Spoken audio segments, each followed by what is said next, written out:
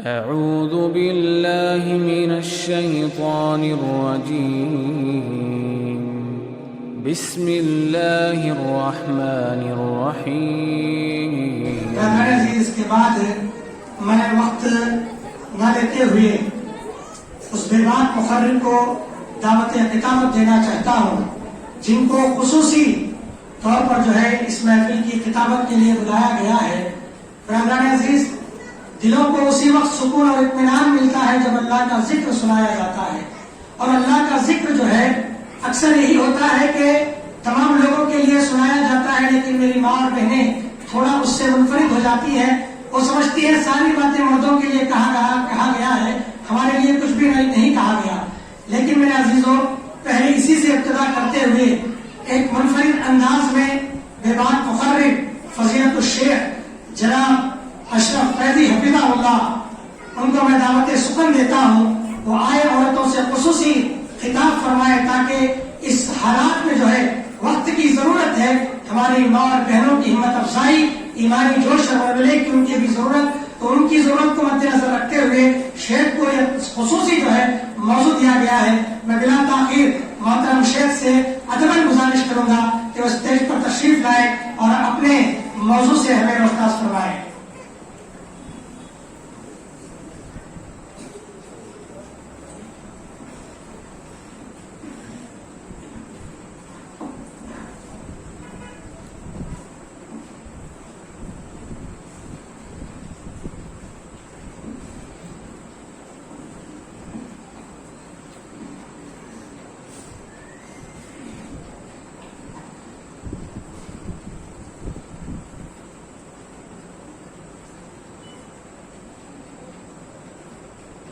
السلام علیکم ورحمۃ اللہ وبرکاتہ.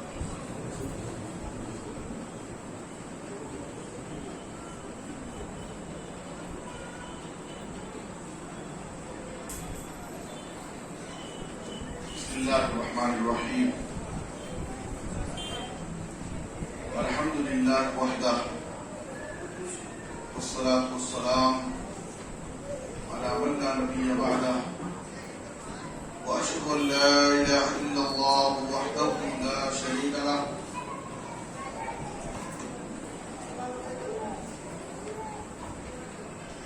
وأشهد أن محمدا عبده ورسوله. أما بعد، أعوذ بالله من الشيطان الرجيم.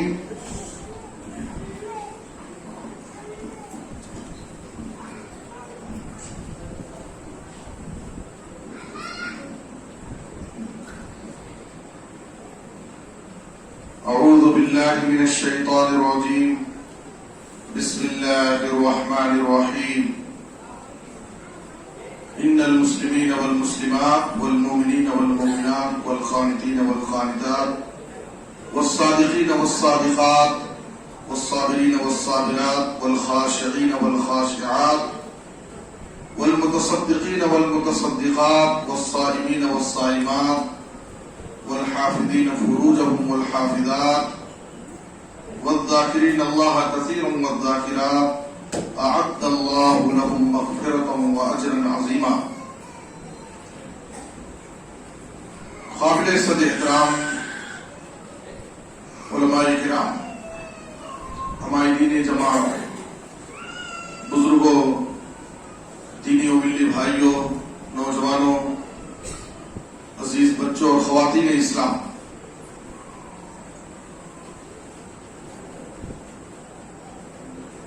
پہلے میں اس بات کی وضاحت کر دوں،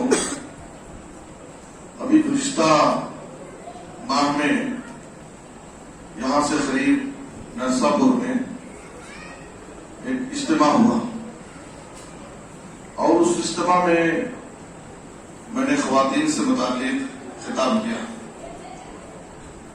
ذمہ داروں نے مجھے دعوت دیتے وقت اسی کا حوالہ دے کر کہا کہ وہی خطاب یہاں پر بھی فرمائیں، اس کی ضرورت ہے. تو اسی موضوع کو یہاں پر آپ کے سامنے دوبارہ پیش کرنے کی کوشش کروں گا، چونکہ بہت سارے چہرے ایسے ہیں جو اس پروگرام میں بھی تھے، اس پروگرام پروگرام میں بھی نظر آ رہے ہیں، پھر کہیں یہ نہ سمجھیں کہ مول صاحب وہی سیڑھی پھر یہاں ڈالیں، تو اس لیے یہ وضاحت ضروری سمجھا ہے۔ قرآن مجید کی سورہ احزاب کی آیت نمبر 35 میں نے آپ کے سامنے پیش کی ہے۔ دیکھیے اس ایک آیت میں اللہ تعالیٰ نے مردوں کے 10 صفات ذکر کیے ہیں اور عورتوں کے 10 صفات ذکر کیے ہیں، اور ان 10 صفات سے متصف مرد و خواتین کو ان کے لیے مغفرت اور اجر عظیم کا وعدہ کیا ہے۔ ان 10 صفات سے متصف مردوں کو بھی اور عورتوں کو بھی ان کی بخشش اور ان کے لیے بڑے اجر و ثواب کا وعدہ کیا ہے۔ وہ 10 صفات کیا ہیں؟ ان المسلمین والمسلمات، بے شک مسلمان مرد اور مسلمان عورتیں، مومن مرد اور مومن عورتیں، فرما بردار مرد اور فرما بردار عورتیں، سچے مرد اور سچی عورتیں، صبر کرنے والے مرد اور صبر کرنے والی عورتیں، عاجزی اختیار کرنے والے مرد اور عاجزی اختیار کرنے والی عورتیں، صدقہ اور خیرات کرنے والے مرد اور صدقہ اور خیرات کرنے والی عورتیں، روزے دار مرد اور روزے دار عورتیں، اپنی عزت و آبرو کی، اپنی شرمگاہ کی حفاظت کرنے والے مرد اور اپنی شرمگاہ کی، اپنی عزت و آبرو کی حفاظت کرنے والی عورتیں، کثرت سے ذکر کرنے والے مرد اور کثرت سے ذکر کرنے والی عورتیں۔ یہ 10 صفات ہیں۔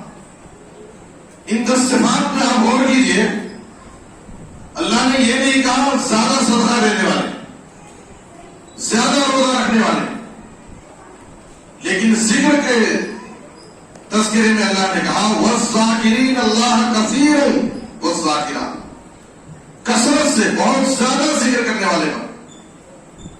اس میں اس بات کی طرف اشارہ ہے کہ اللہ کا ذکر ایک مسلمان مرد و خاتون کی زبان پر ہمیشہ ہر حال میں ہونا چاہیے۔ جہاں بھی ہمیں اٹھتے بیٹھتے سوتے جاگتے چلتے پھرتے ہماری زبان اللہ کے ذکر میں تر رہے، یہ بڑا عظیم عمل، بہت بڑی نیکی۔ چھوٹے چھوٹے اذکار پر بڑے بڑے اجر و ثواب کی بشارت۔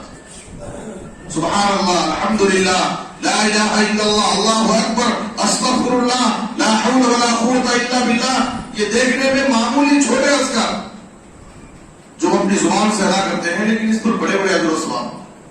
مسند احمد اور ترمذی کی روایت کے مطابق ام سلمہ رضی اللہ تعالیٰ عنہا اور بعض دیگر صحابیات نے نبی صلی اللہ علیہ وسلم سے کہا کہ کیا بات ہے کہ قرآن میں ہر جگہ اللہ تعالیٰ مردوں سے خطاب کرتا ہے، ہم عورتوں سے خطاب نہیں؟ تو اس تناظر میں یہ آیت نازل ہوئی، جس ایک آیت میں اللہ تعالیٰ نے مردوں کے ساتھ عورتوں کے 10 صفات ذکر کیا۔ ویسے کتاب و سنت میں جو بھی احکام ہیں مردوں کے ساتھ عورتیں بھی ان میں شامل ہوتی، سوائے وہ مخصوص احکام کے جو عورتوں کے لیے خاص ہیں یا جو مردوں کے لیے خاص ہیں، ورنہ مطلق جو احکام کتاب و سنت میں ہے وہ دونوں کے لیے، مردوں کے لیے بھی عورتوں کے لیے۔ اور اس میں اس بات کی طرف بھی اشارہ ہے کہ جنس کی بنیاد پر اللہ رب العالمین کے پاس اجر و ثواب میں کوئی تفریق نہیں۔ ایسا نہیں کہ مرد عمل کرے تو اس کو زیادہ ثواب ملے گا، عورتیں اگر عمل کریں تو انہیں کم ثواب ملے گا۔ قرآن مجید میں اللہ تعالیٰ نے سورہ نحل میں فرمایا من عمل صالحا من ذکر او انثى وهو مؤمن فلنحيينه حياة طيبة ولنجزينهم اجرهم باحسن ما كانوا يعملون۔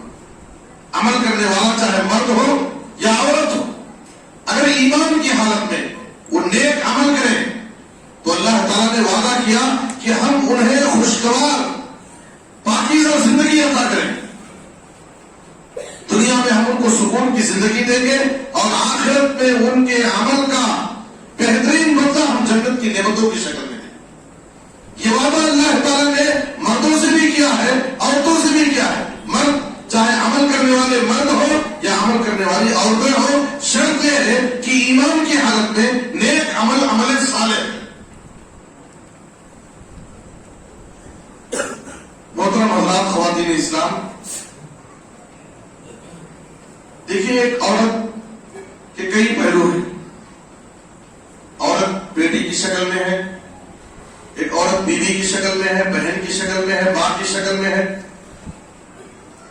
آج کی اس خطاب میں آپ کے سامنے بیوی کی شکل میں ایک عورت کا کردار کیا ہے، ایک مثالی بیوی کا کردار کیا ہو سکتا ہے، اس تعلق سے چند باتیں آپ کے سامنے عرض کروں گا. المرأة الصالحہ، نیک بیوی، نیک عورت. یاد رکھیں کہ نیک بیوی یہ مرد کے لیے بہت بڑی سعادت ہے،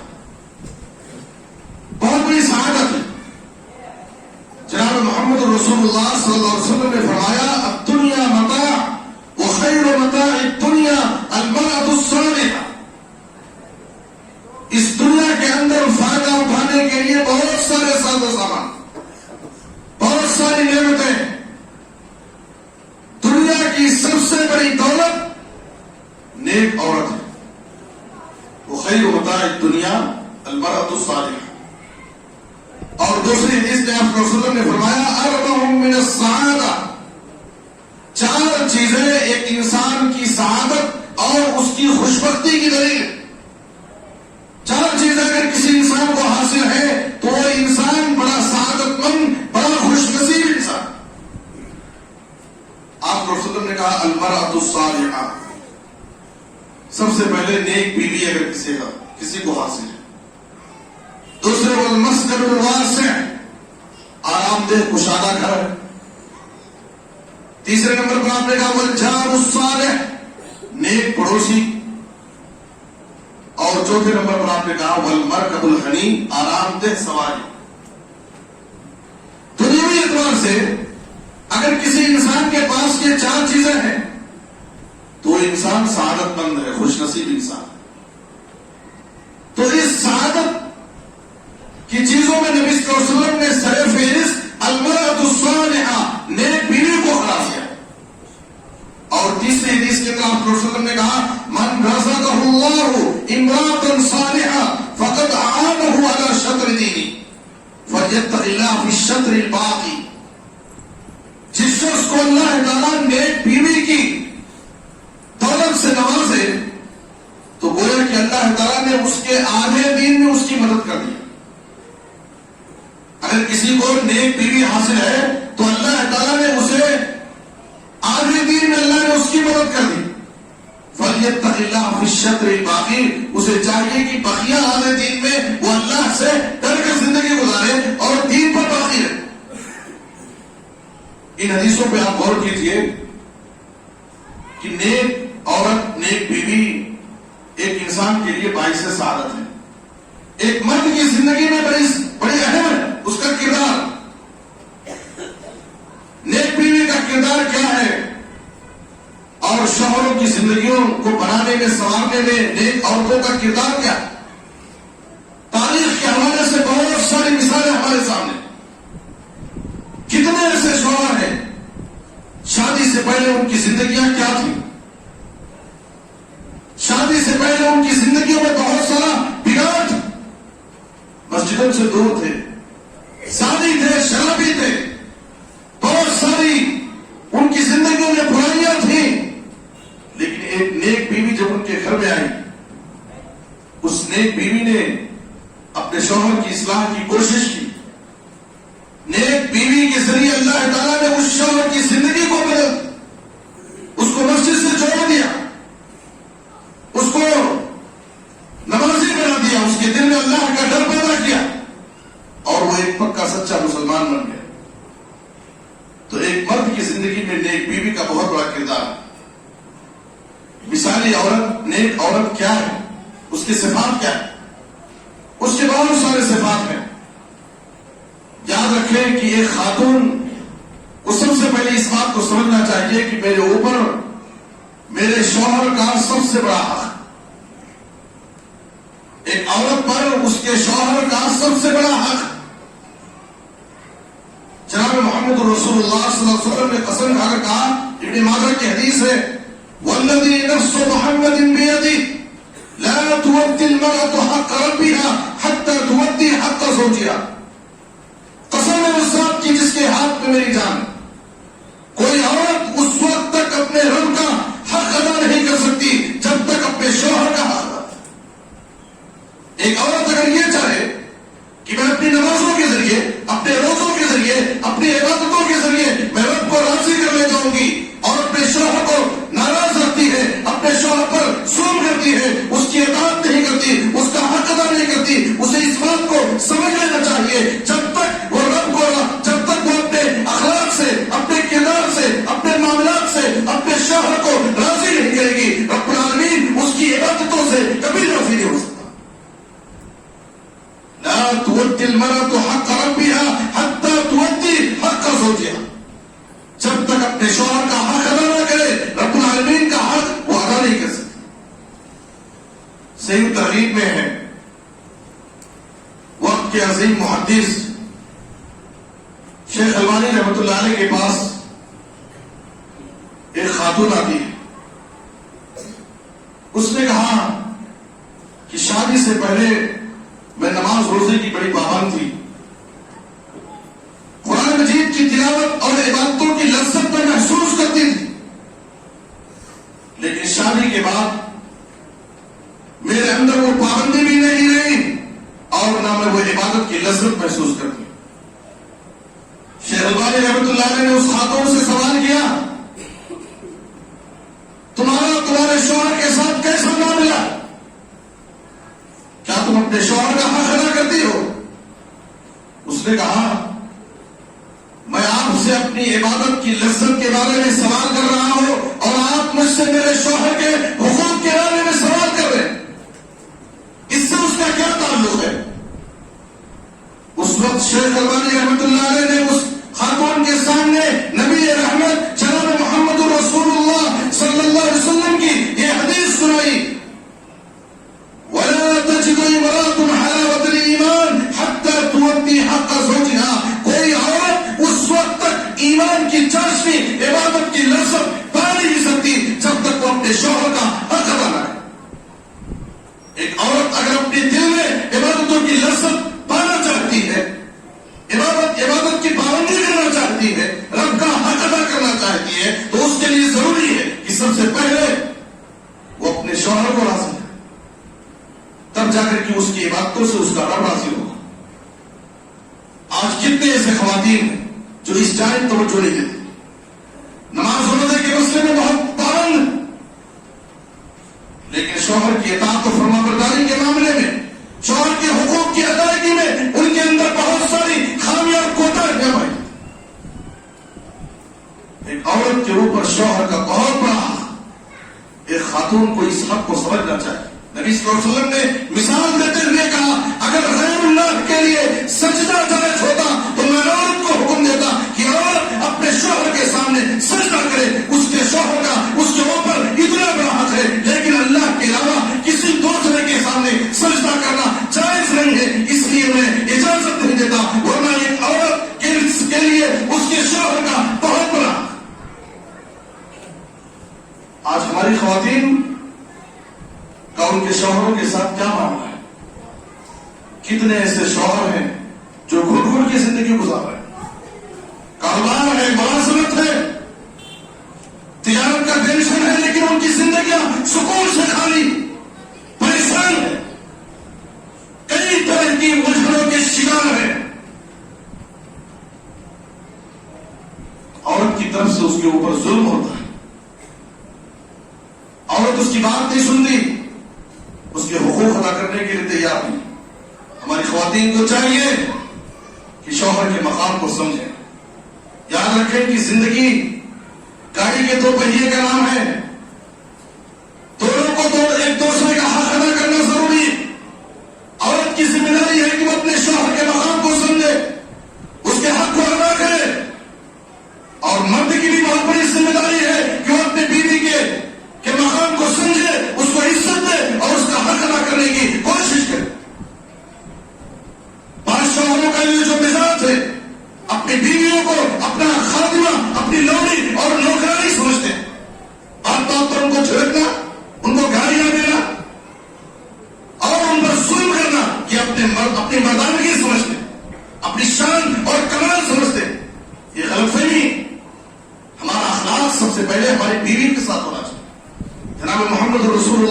صلی اللہ علیہ وسلم نے فرمایا اکمل المؤمنین ایمانا احسنهم خلقا وخياركم خياركم لنسائهم، سب سے کامل مومن وہ ہے جس کے اخلاق سب سے اچھے ہو، اور بہترین انسان وہ ہے جو اپنے بیوی بچوں کے حق میں بہتر ہو۔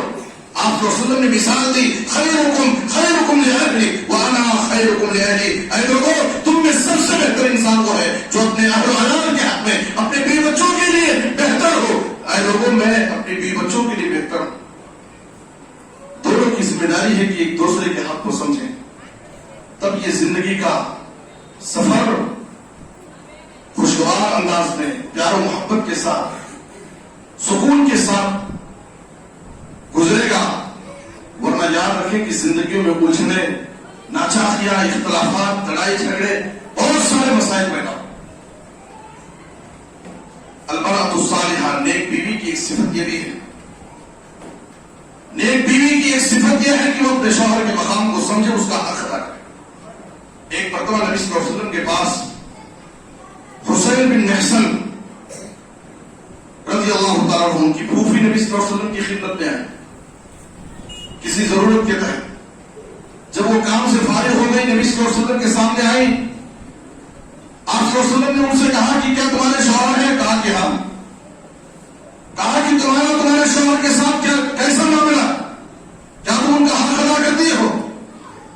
کہا کہ میں ہر ممکن طریقے سے اپنے شوہر کے حق ادا کرنے کی کوشش کرتی ہوں، ان کی خدمت میں، ان کی اطاعت اور فرما برداری میں کسی بھی طرح سے کوئی کمی نہیں پیدا کرتی۔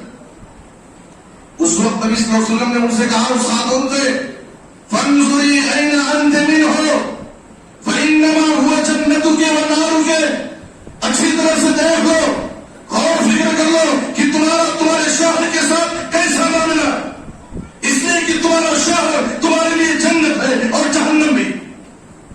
اگر تم اپنے شوہر کا حق ادا کر کے اس کی اطاعت اور فرما برداری کر کے چاہو تو جنت کروا سکتی ہو، اور اپنے شوہر کی نافرمانی کر کے اس کے ساتھ بداخلاقی سے پیش آ کر کے تم جہنم میں بھی جا سکتے۔ شوہر تمہارے لیے جنت بھی ہے، جہنم بھی۔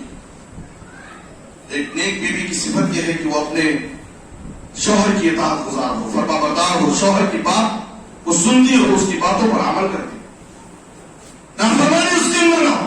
شوہر کی بات آئے تو اپنے آپ کو اس کے حوالے کرے، میرے شوہر کی یہ بات ہے، میں اپنے شوہر کی بات کو نہیں ٹال سکتا۔ اطاعت اور فرما برداری کا جذبہ اس کے دل میں ہو، نیک بیوی کی صفت ہے۔ آپ صلی اللہ علیہ وسلم نے کہا، مشہور حدیث ہے، اذا صلت المرأة خمسها وصامت شهرها وحفظت فرجها واطاعت زوجها قیل لها ادخلی من ای ابواب الجنت شئت۔ ایک عورت اگر پنج وقتہ نمازوں کا اہتمام کرتی، رمضان کے روزے رکھتی ہے، اپنی عزت و آبرو کی حفاظت کرتی ہے، اور اپنے شوہر کی اطاعت اور فرما برداری کرتی ہے، یہ چار صفات اگر کسی خاتون کے اندر ہے، آپ صلی اللہ علیہ وسلم نے کہا یہ عورت صرف جنتی نہیں بلکہ جنت کے 8 دروازے سے اس کا استقبال کیا جائے گا۔ جنت کے 8 دروازے اس کے لیے کھلے ہوں گے، اور اس سے کہا جائے گا کہ تو جس دروازے سے، جنت کے جس دروازے سے داخل ہونا چاہے داخل ہو سکے۔ شرط یہ ہے کہ اس کے اندر یہ 4 صفات، 4 چیزوں کی پابندی ہونی چاہیے۔ 5 وقتہ نمازی ہو، نماز کے بارے میں اس کے پاس کوئی سستی اور کوتاہی نہیں پائی جاتی، ہر حال میں ہو نماز کا اہتمام کرتی، رمضان کے فرض روزے رکھتی، اور اپنی عزت و آبرو کی حفاظت کرتی ہے، کبھی بھی کسی بھی حال میں وہ اپنی عزت و آبرو کا سودا نہیں کرتی۔ آج آپ دیکھیے فتنوں کے دور سے ہم گزر رہے ہیں، آج خواتین میں، ہماری بہن بیٹیوں میں بداخلاقی، بے حیائی، برائی تیزی کے ساتھ بڑھتی جا رہی ہے، اور مسلم بہن بیٹیوں کے حوالے سے جب اخباروں میں، سوشل میڈیا پر ہم خبریں پڑھتے ہیں، فلاں کی بیٹی، فلاں کی بہن کسی غیر کے ساتھ چلی گئی، اس سے فلاں سے فلاں کا عشق اور پیار ہو گیا، اور افسوس ہوتا ہے، اور ایسے واقعات دن بدن تیزی کے ساتھ بڑھتے جا رہے ہیں۔ عشق اور پیار کا فتنہ، یہاں تک کہ غیروں کے ساتھ بھاگنے کا فتنہ، آج آج یہ مسلم معاشرے میں تیزی کے ساتھ یہ فتنہ بڑھ رہا ہے. جماعت کے ہمارے دین کی ذمہ داری ہے, مسلم قوم کے نوجوانوں کی ذمہ داری ہے کہ وہ اپنی ذمہ داری کو سمجھیں اور اپنی بہن بیٹیوں کی عزت و آبرو کی حفاظت کی فکر کریں, اس کے اسباب و علاج کو تلاش کریں. کیا وجہ ہے کہ ہماری بہن بیٹیاں آج عشق اور پیار کے فتنے میں مبتلا ہیں؟ گھروں کے ساتھ وہ خاتون, وہ لڑکی جو مسجدوں میں آ کر کے اللہ کے سامنے جھکنے والی, گھروں کے دربار میں جا کر کے جھک رہی, مسلم گھرانے میں مسلم محلے میں پیدا ہونے والی بیٹی آج غیروں کے ساتھ جا کر کے مشرکانہ طریقے پر, غیر اسلامی طریقے پر زندگی گزار رہی. اس کے اسباب کیا ہے؟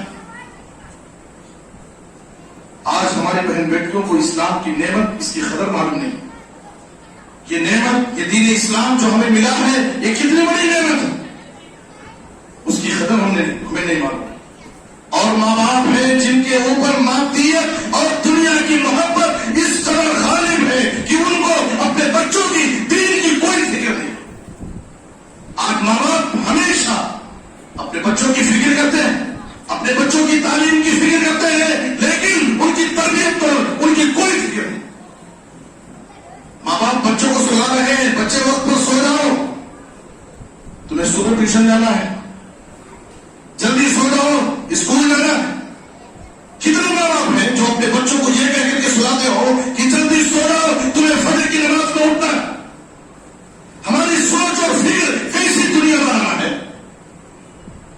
بچہ اسکول نہیں گیا, ماں باپ ناراض ہوتے, غصہ کرتے ہیں. ٹیوشن پڑھنے نہیں گیا, ماں باپ ناراض ہوتے, غصہ کرتے, سزا دیتے.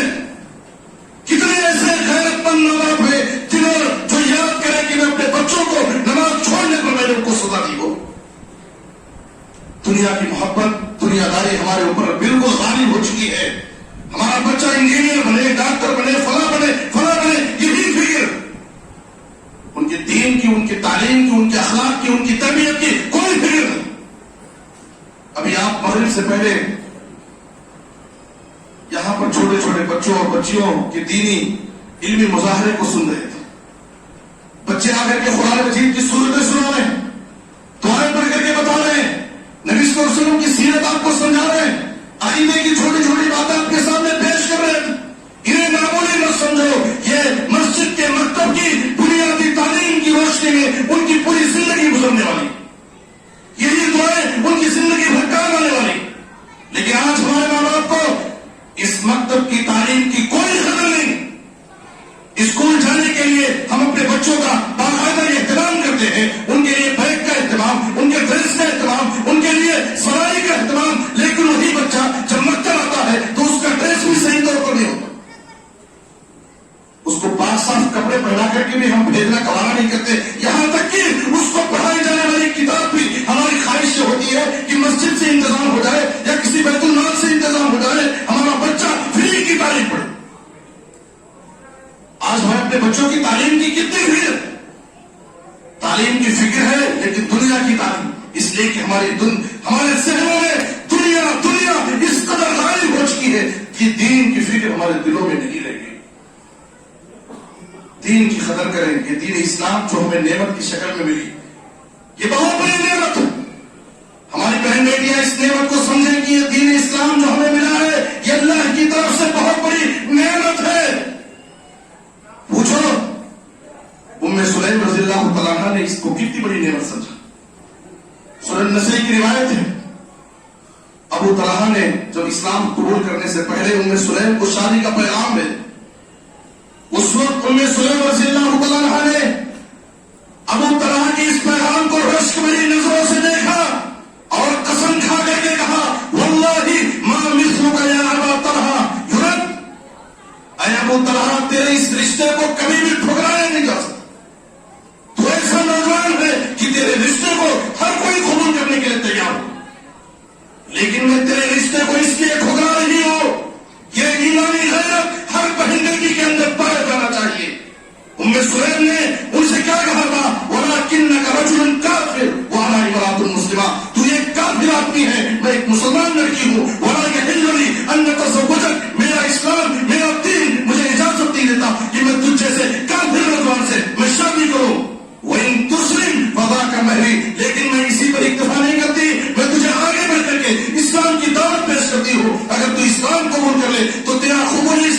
میرے لیے مہر ہے، وَلَا أَسْأَلُكَ غَيْرَهُ، اور میں تجھ سے مہر میں کوئی دوسری چیز کا مطالبہ نہیں کروں گا۔ دل سے جو بات نکلتی ہے اثر رکھتی ہے، پر نہیں طاقت پرواز مگر رکھتی ہے۔ ام سلیم کی دل سے نکلی ہوئی بات ابو طلحہ کے دل میں اثر کر گئی، فَأَسْلَمَ فَكَانَ ذَلِكَ مَهْرًا، وہ اسلام قبول کرتے ہیں اور ان کا قبول اسلام ام سلیم کے لیے مہر ہوئی۔ دنیا والوں نے کہا ہم نہیں جانتے کہ کسی خاتون کا اس سے زیادہ معزز اور پاکیزہ مہر ہو، جس نے اپنے شوہر کو مسلمان بنا کر کے قبول اسلام کو اپنے لیے مہر قرار کیا۔ یہ ایمانی غیرت آج ہماری بہن بیٹیوں کے اندر ہوئی ہے۔ آج ہمارے پاس دین کی قدر نہیں رہی، جس کی وجہ سے بے دینوں کے ساتھ ہماری بہن بیٹیاں بھاگ رہی ہیں۔ اس فتنے کو اس فتنے کی روک تھام کے لیے ہم سب کو بیدار ہونے کی ضرورت ہے۔ ہم سب کی یہ ذمہ داری ہے۔ جو آج بے حیائی ہماری خواتین میں تیزی کے ساتھ پھیل رہی ہے، بہت افسوس ہوتا ہے۔ اچھے اچھے گھرانے، بڑے دیندار گھرانے، جن کو اپنے دین، اپنے ایمان، اپنی جماعت پر بڑا ناز ہے، ایسے ایسے شریف خاندانوں اور گھرانوں سے جب ایسے واقعات سننے کو ملتا ہے تو بہت افسوس ہوتا ہے کہ آج ہمیں اپنے بہن بیٹوں کی عزت کی کتنی فکر ہے۔ میرے بزرگوں اور دوستوں، ہماری خواتین میں حیا کی تعلیم دینا ہے، حیا ان کے دلوں میں بٹھانا ہے، اس لیے کہ اذا لم تستحی فاصنع ما شئت، جب ایک انسان کے اندر سے حیا رخصت ہو گئے، بے حیا انسان کچھ نہیں کر سکتا۔ آج بے حیائی ہمارے معاشرے میں تیزی کے ساتھ، کیسی حیا والی خواتین تھی، کیسی حیا والی خواتین تھی۔ عطا بن ابی رباح نے کہا، صحیح مسلم کی حدیث ہے، عبداللہ بن عباس نے عطا بن ابی رباح سے کہا، الا اریک امرأۃ من اہل الجنہ، کیا میں تمہیں ایک جنتی عورت کا دکھاؤں؟ کہا کہ وہ جنتی عورت کون ہے، ضرور مجھے دکھاؤ۔ کہا ہذہ المرأۃ السوداء، دیکھو یہ کالی عورت نبی صلی اللہ علیہ وسلم کی خدمت میں آتی ہے، جو شکل و صورت میں اتنی اچھی نہیں ہے، لیکن یہ جنتی عورت ہے، نبی کی خدمت میں آ گئی۔ اس نے کہا اللہ کے رسول، انی اسرع و انی اتکشف، میرے اوپر مرگی کا دور پڑتا ہے، اور اس حالت میں جب میں بے ہوش ہو جاتی ہوں تو میرے جسم سے میرے کپڑے ہٹ جاتے ہیں۔ غور فرمائیے کہ ایک خاتون بے ہوشی کے عالم میں اس کو اپنی عزت و آبرو کی فکر لگی، اس کو اپنے پردے کی فکر ہے، اس کو اپنی حیا کی فکر ہے، بے ہوشی کیا۔ درخواست لے کر آئیے، اے اللہ کے رسول، آپ اللہ سے دعا کرتے کہ اللہ یہ بیماری میری ختم کر دے۔ نبی صلی اللہ علیہ وسلم نے اس خاتون سے کہا، میں تجھے دو اختیار دیتا ہوں، ان شئت صبرت ولک الجنہ وان شئت دعوت اللہ ان یعافیک، اگر تو چاہے تو یہ بیماری تیرے اندر باقی ہے تو اس پر صبر کرے، اور اس صبر کے بدلے میں اللہ تعالیٰ آخرت میں تجھے جنت عطا فرمائے، اور اگر چاہے تو میں تیرے لیے دعا کر دوں گا اللہ تعالیٰ اس بیماری سے تجھے عافیت دے دے۔ اس خاتون نے غور کیا، اس سے اچھا اور نفع بخش سودا کیا ہوگا کہ اس دنیا کی تکلیف کو اگر میں برداشت کر لیتی ہوں، اس پر صبر کر لیتی ہوں، تو میں آخرت کی تکلیف سے بچ جاؤں گی، آخرت میں مجھے جنت مل جائے گی۔ تو اس نے کہا، اللہ کے رسول، اس بیماری پر میں صبر کروں گی، آخرت میں اللہ تعالیٰ سے جنت کی امید رکھتی ہوں، لیکن میری ایک درخواست تو آپ سے ضرور ہے کہ آپ میرے لیے یہ دعا کیجئے کہ جب اس بیماری کا میرے اوپر اٹیک ہو اور بے ہوشی کے عالم میں میں رہوں تو میرے جسم سے میرے کپڑے نہ ہٹنے پائے اور کسی مرد کی نظر میرے اوپر نہ پڑ جائے۔ اللہ اکبر، کیسی حیا والی خاتون ہے، بے ہوشی کے عالم میں بھی اس کو اپنی عزت و آبرو کی حفاظت کی فکر لگی۔ نبی صلی اللہ علیہ وسلم نے اس خاتون کے لیے اللہ سے دعا مانگی۔ حضرت عائشہ رضی اللہ تعالیٰ عنہا کے حیا امت کی خواتین کے لیے بہت بڑی مثال ہے۔ کہتی ہیں، میں اس حجرے میں جہاں پر نبی صلی اللہ علیہ وسلم دفن کیے گئے اور آپ کے بازو میں آپ کے ساتھ ابو بکر صدیق رضی اللہ عنہ بعد میں دفن کیے گئے، کبھی میں ضرورت کے لیے جاتی کسی کام کے تحت اور میں وقت ضرورت اپنے کپڑے بھی میں وہاں اتار لیتی تھی، اس لیے کہ میں سوچتی کہ اس حجرے میں کون ہے، انما ہوا زوجی و ابی، یہاں کوئی تیسرا اجنبی آدمی نہیں، ایک میرے شوہر اور دوسرے میرے والد۔ نبی صلی اللہ علیہ وسلم جب وہاں پر نبی صلی اللہ علیہ وسلم اور ابو بکر رضی اللہ عنہ کے ساتھ عمر رضی اللہ عنہ کی تدفین ہوئی، اس کے بعد جب میں اس کمرے میں جاتی تو پورے کپڑے میں ملبوس ہو کر کے پورے پردے کے اہتمام کے ساتھ اپنے جسم پر پورے طور پر کپڑے باندھ کر کے میں اس کمرے میں جاتی تھی. حیا من عمر، عمر رضی اللہ عنہ سے حیا کرتے. یہ حیا کس سے ہے؟ کیا زندوں سے ہمیں حیا ہے؟ وہ لوگ جو اس دنیا سے چلے گئے اور خبر میں، لیکن ان کے پاس جاتے ہوئے عائشہ رضی اللہ عنہا کہہ رہی ہے کہ عمر رضی اللہ عنہ کے حیا سے، عمر رضی اللہ عنہ سے حیا کرتے ہوئے میں پورے جسم پر کپڑے ڈال کر پورے اہتمام کے ساتھ میں داخل ہوتی تھی. ہماری خواتین کے لیے ضروری ہے کہ وہ اپنی عزت و آبرو کی حفاظت کریں اور اپنے شوہروں کی اطاعت کریں. کل قیامت کے دن ان کو جنت کے ہر دروازے سے ان کا استقبال ہوگا. ایک اور حدیث کے اندر آپ صلی اللہ علیہ وسلم سے سوال کیا گیا، ای النساء خیر، اے اللہ کے رسول بہترین مثالی عورت کون سی ہے؟ تو اس وقت آپ صلی اللہ علیہ وسلم نے کہا التی تسرہ اذا نظر وتطیعہ اذا امر. جب اس کا شوہر اس پر نظر ڈالے، اس کو دیکھے تو اپنی اداؤں سے، اپنی حیات سے اپنے شوہر کو خوش کر دے. آج مرد ملازمت سے آتا ہے، کاروبار سے آتا ہے، تجارت سے تھکا ماندا آتا ہے، گھر پر لوٹ کر ایک عورت کی ذمہ داری ہے کہ وہ شوہر کا اتنا شاندار استقبال کرے کہ دن بھر کی اس کی تھکان دور ہو جائے. لیکن آج ہماری خواتین کا حال کیا ہے؟ دن بھر کاروبار کا ٹینشن، ملازمت کی فکر، گھر میں پہنچنے کے بعد عورت ہمارا استقبال ہی کرتی ہے طرح طرح کے دن بھر کے شکوے اور شکایت کے ساتھ. گھر میں بھی اس کو چین و سکون حاصل نہیں. ایک عورت کی ذمہ داری ہے کہ جب اس کا شوہر اس پر نظر ڈالے، وہ اپنی اداؤں سے، اپنی حیات سے اپنے شوہر کا دل جیتے، اس کو خوش کرے، اس کی تھکان کو دور کرے. اس کی زندگی میں اگر کوئی غم بھی ہو تو اپنے غم کو بھول جائے. جب وہ اپنی بیوی کے پاس پہنچے تو حقیقی سکون اسے حاصل. خدیجہ رضی اللہ عنہا نے وہی کردار پیش کیا امت کی خواتین کے سامنے. جب نبی صلی اللہ علیہ وسلم پہلی وحی کے وقت گھبرائے اور پریشان ہو کر کے آپ گھر آئے اور خدیجہ رضی اللہ عنہا کے سامنے کہا قد خشیت علی نفسی، آج تو میرے ساتھ ایسا واقعہ پیش آیا ہے کہ مجھے اپنی جان کا خطرہ محسوس ہو رہا ہے. اس وقت آپ کی بیوی نے آپ کے غم کو نہیں بڑھایا بلکہ آپ کو تسلی دی. آپ کی زندگی کے مکارم اخلاق کا حوالہ دے کر کے آپ کو تسلی دی، ہمت دلائی اور کہا کلا ابشر فواللہ لا یخزیک اللہ ابدا انک لتصل الرحیم وتحمل الکل وتصدق الحدیث وتقری السیف وتعین علی نوائب الحق. آپ کا اخلاق تو اتنا اونچا ہے، آپ اتنے مثالی اخلاق کے مالک ہیں کہ آپ مطمئن رہیں اللہ کبھی بھی آپ کو رسوا نہیں کرے گا، آپ کو ضائع نہیں کرے گا، آپ کی ضرور حفاظت کرے گا. آپ رشتوں کو جوڑتے ہیں، غریبوں کی مدد کرتے ہیں، مہمانوں کی ضیافت کرتے ہیں، سچ بولتے ہیں، لوگوں کا بوجھ اٹھاتے ہیں. ایسے اخلاق آپ کے ہیں، ضرور اللہ تعالیٰ آپ کی مدد کرے. ایک نیک بیوی کا کردار یہ ہے کہ مشکل گھڑیوں میں، پریشانی کی حالت میں اپنے شوہر کے ساتھ اور ہمت کے ساتھ کھڑے رہے، اس کو تسلی دے، اس کو ہمت دلائے، اس کے غم کو دور کرنے کی کوشش کرے.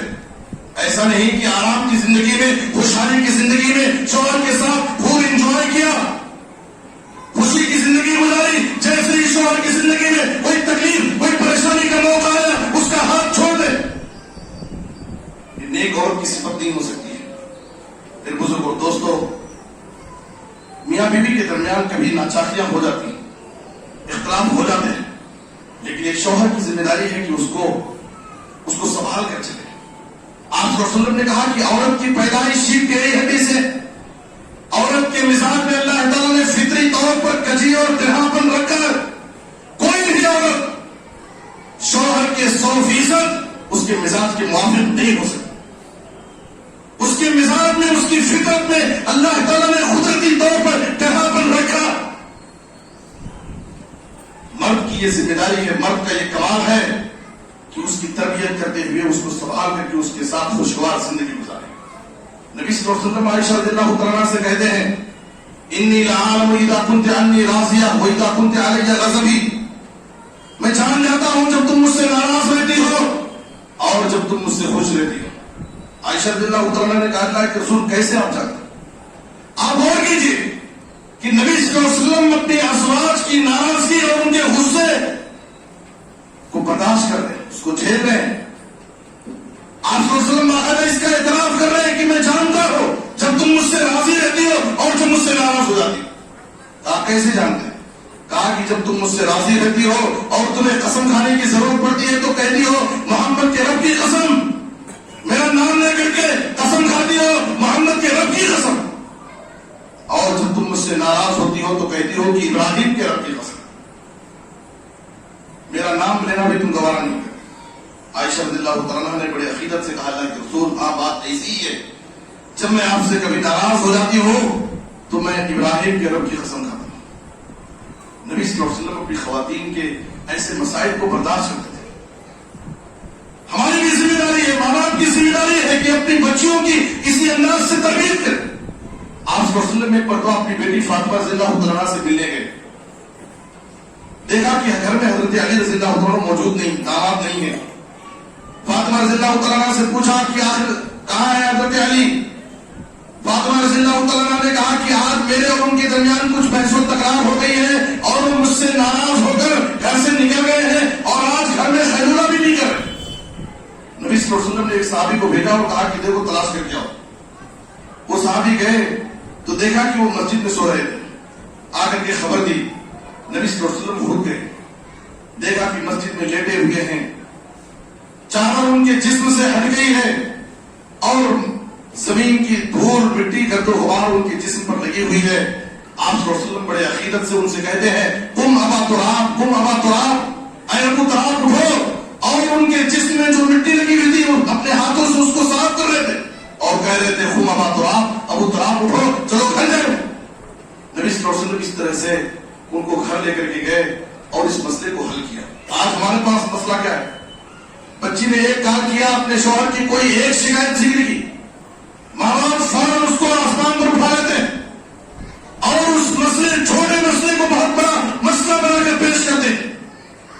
یاد رکھیں کہ ماں باپ کو اپنے بچوں کی غلط سپورٹ نہیں کرنا چاہیے. میاں بیوی کے مسائل ہیں ان کو بیٹھ کر حل کرنا چاہیے. چھوٹے چھوٹے مسئلے میں اگر ماں باپ داخل ہوں گے اور اس مسئلے کو بڑا بنا کر پیش کریں گے, بسا اوقات ایسا ہوگا کہ اچھا ہنستا کھیلتا خاندان گھر گھرانا جدائی میں تبدیل ہو جائے گا. جدائی میں تبدیل ہو جائے گا. کتنے ایسے واقعات پیش آئے, کوئی بڑا مسئلہ نہیں تھا, بس ماں باپ کا غلط سپورٹ اس بچے کی خوشگوار زندگی کو پریشانیوں میں ڈال دیا اور جدائی ہو گئی, طلاق اور خلا کے مسائل آ گئے. ماں باپ کی بھی بہت بڑی ذمہ داری ہے کہ اپنے بچوں کی صحیح تربیت کریں اور دینی تربیت. میرے بزرگ اور دوستوں, میرے خواتین اسلام, ایک نیک عورت کی اور بھی بہت ساری صفات ہیں. شاید وقت زیادہ ہو چکا ہے, میں انہی باتوں پر اپنی بات کو ختم کرتا ہوں اس دعا کے ساتھ کہ اللہ تعالیٰ ہمیں اپنی بہن بیٹیوں کی دینی تربیت کرنے کی توفیق عطا فرمائے, انہیں نیک اور صالحہ بنائے. اور ہماری خواتین کو بھی چاہیے کہ نیک بننے کی کوشش کریں, دنیا اور آخرت کی فکر کریں, اپنے دلوں میں اللہ کا ڈر پیدا کریں اور دین اسلام کو اپنے لیے نعمت سمجھیں اور اس کی قدر کریں, اس کی حفاظت کریں, اس پر مرتے دم تک قائم رہیں. اللہ تعالیٰ ہم سب کو سعادت دارین سے نوازے, دنیا اور آخرت کے فتنوں سے اللہ ہم سب کو محفوظ رکھے. آمین. تقبل یا رب العالمین. وصلی اللہ علی نبینا محمد و آلہ وصحبہ اجمعین. السلام علیکم و رحمۃ اللہ وبرکاتہ.